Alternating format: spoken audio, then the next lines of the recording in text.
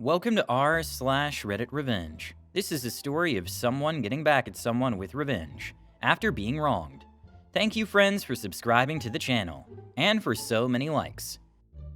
The first story: forced to donate to charity by a pushy boss, the employee exacts revenge by revealing the hidden bonus agenda, leading to reduced participation in the following year. The second story: nagged acquaintance a job. He was unreliable. Sent him to work. He discovered he'd been fired. The third story: in retaliation for having their wet laundry dumped on the floor, OP sabotages the offender's load with a whole box of purple clothing dye. The first story is: boss forced me to give away my hard-earned money, so I sabotaged her bonus. Every year, company I worked for has a huge fundraising campaign. They solicit from all employees to voluntarily contribute towards charities directly from their paycheck pre-tax. You're encouraged and very heavily pressured to donate to pre-selected charities of their choice, in smaller amounts per month for the year or one lump sum. Think lots of email reminders and signage all over company walls. Ploys of having your name entered for prize drawings. Didn't matter how much you contributed, although prizes were always won by company executives and leadership. The company had running totals for departments of how many people were contributing. They wanted 100% participation from all departments. It was supposed to be private and anonymous, and only show numbers. I quickly learned it wasn't as anonymous or voluntary as advertised. If one or two people were holding back, they were usually approached by the administrator and pressured to participate.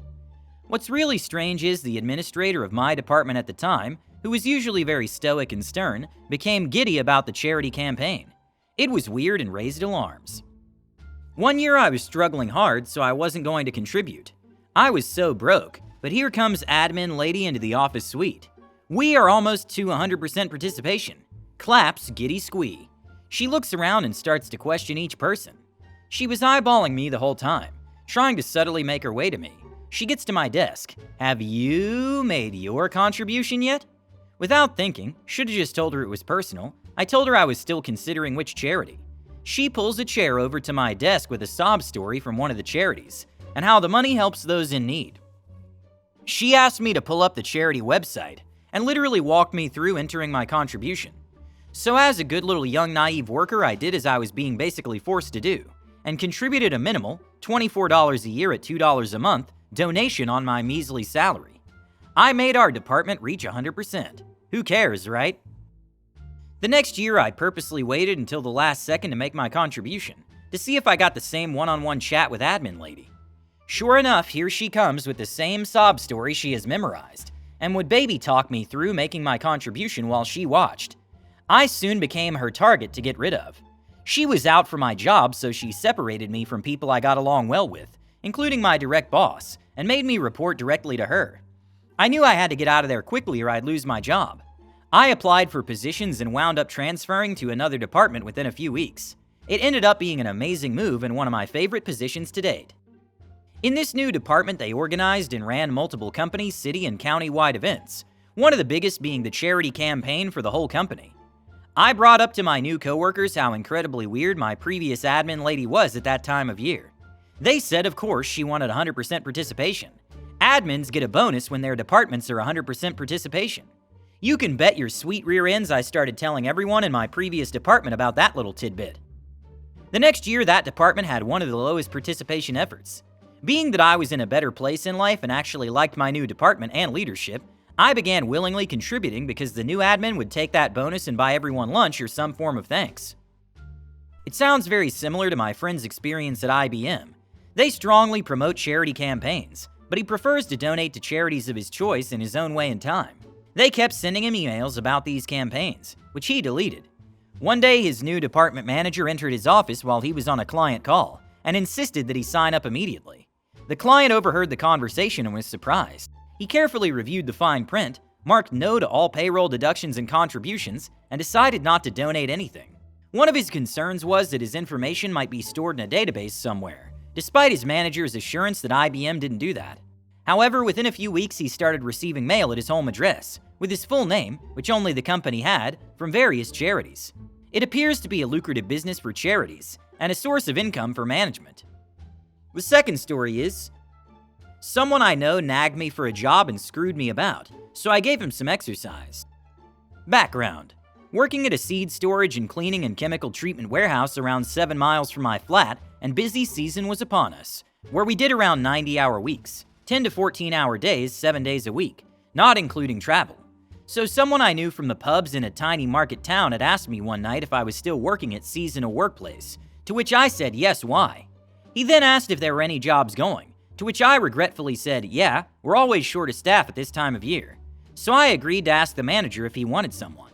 I was originally seasonal, had gone permanent, but we'd still take on temp staff when it was busy season. I was dubious, as 2 previous mates had nagged for work, and one managed almost a full day, the other barely 3 days. Manager asked if I knew how well he worked, but I informed him I had no idea, but knew he used to work with some other lads I knew and they were grafters, so he said he'd take him on and see how it went. So I texted Diddy, not real name obviously, but he was short, and said meet me in the morning, to which he said great, can I drive? Confused, I asked, since when do you have a car and license? To which he said, no, your car. Well, no way in hell that was happening. My car was a decent one. I didn't let anyone use it. Plus, I cycled to work anyway as it was only 7 miles. Wasted time getting the car warmed up. First day we got to work, killed alarm, opened place, and got things running whilst letting him stick kettle on. As the day goes by, I'm starting to regret him being there. Small things like me showing him how to clean the ground floor machines when he says, want me to go clean up at the top? Me, no, I've not finished showing you down here. Plus, you don't know what the F to do up there. Diddy, oh right, yeah. Second day was similar. But third day I left flat, and waited for him at the shop but he didn't appear. His mobile was turned off during my ringing him, so I just left. Manager asking where he was, I tried again to no avail, so thought screw it. Sunday night I got a text. Hi mate, cringe, can you drive us on Monday to work? So I immediately phoned him but he'd turned it off again. So reluctantly needing someone, anyone, I got a car and sat waiting on Monday and he showed up, only to start to light a cig as he got in. No smoking in my car. Only for him to say, no problem, I'll wind the window down. As if he hadn't already peed me off enough, he was determined to push things. Me, so WTF have you been? Diddy, oh, I had a cold. You know how it is. Grins. Right. Sure enough, 2 days later he fails to show again. So I dump a car and grab my bike and set off to work. Sat in the cabin at the start of the day. Manager saunters in and says, where's your mate then? Me, no effing mate of mine. I was peeved off big time. Manager, myself, and other warehouse lad were chatting and manager said, so what's gonna happen about him? If he comes back, do you think we should let him? Me, as far as I'm concerned, F him. Sure, we desperately need the staff, but they're no use if it can't be relied upon. That's when manager did one of his rare good deeds. He asked if he wanted me to fire him, but I said I'd deal with it. Sure enough, Diddy's mobile was off. But a night later when I was in the pub, ran into some cronies I know that said they'd seen Diddy drunk, going on about how he was going back in a few days. Following Monday, getting ready, I glanced out of the window of the flat to see what weather was, and saw him stood outside newsagents near my place. So instead of going there as I did most mornings, I grabbed my bike and set off straight to work. Next thing I could hear him rushing up behind me and say, hi mate, sorry about last week. I ignored him. Couple of times during the 7+ mile cycle to work, he tried to start conversations with me while cycling behind. I kept speeding up to make him out of breath and directly away from me. And when I got to work, I killed the alarm and locked the office, then opened warehouse. No coffee for you, Diddy. He must have got part of the hint. As myself and other lads sat in cabin, he stayed outside. Manager pulled up just as I went to talk to a wagon driver. Apparently I'd missed the following. Paraphrasing. Mate, sorry boss, was full of cold. Thought I'd got rid of it. Boss. Fish tried getting hold of you. You ignored his calls and messages. Mate, oh, I didn't receive anything. Whilst pulling out the phone to glance at it. Boss, you were seen by some of his mates in the pub. Mate, boss, so what are you doing here? Mate, what? Boss, what are you doing here? Your wages will be in the bank. You didn't need to come here. Mate, I'm here to work. Boss, no you're not, you're fired. Next thing I hear is, Fish, can you come here please? I go over to see Diddy stood there fuming. He'd just been told he was no longer required, and had thrown coffee over manager's shoes. He must have made one when the other lad got in. Diddy, scowling, turned to me and growled, he's just fired me. Me, no, I did. He said he was willing to keep you on if you turned up again, but I told him to SH-can you because you've been lying to me about not being in the pub. It's a small town. How the hell did you think I wouldn't know? Diddy, you could have told me earlier. Me, Could've, but as far as I knew, your phone would have been turned off again, or pretended you didn't receive my messages. Oddly, instead of throwing the now empty cup, he placed it down on one of the windowsills, stormed over to his bike, and set off home. Far too early for pubs, huh? Just as he was passing, I yelled, "Have a nice ride." Saw him a few times over the next few months in the pub. He just used to glare at me or go into the other room, whilst I happily ignored him. He did try starting conversation some years later. I wasn't remotely interested. He seemed to have decided to cheat on you, but you showed him that you should never let your friend down another time. Your reaction to his irresponsibility was quite funny, especially the part where you refused him coffee. You'll know exactly how to maintain your boundaries. I also think that Diddy didn't even realize who he was confronting when he tried to bend your rules, and even smoke in your car. In fact, it's hard to imagine how he could have thought he could trick you and get you on his side, but you proved to be the most determined and intelligent player in this game. Your comments about his cold and unexpected visit to work were a real comedy. It's important that your boss also supported you in this situation, and recognized that reliability and responsibility at work are important. It's great to read that you maintained your integrity and didn't give him a second chance. Your sternness and humor at the same time added to the charm of the situation. Good job, OP. The third story is Dirty Clothes Call for Dirty Tricks.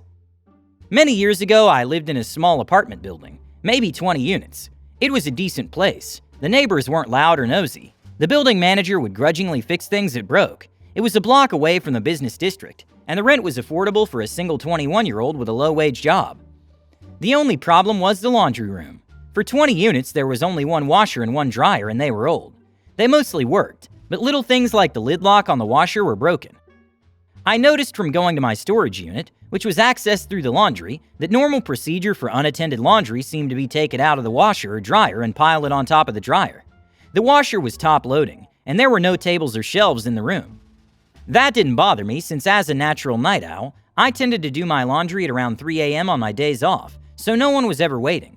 Still, since I'm a polite person, I made sure to set a timer when I did laundry, so that I could get down there and change it over or collect it on time, in case someone might be waiting. One night the timer went off, and as I was putting on my shoes, my cat puked up a fur ball on the carpet.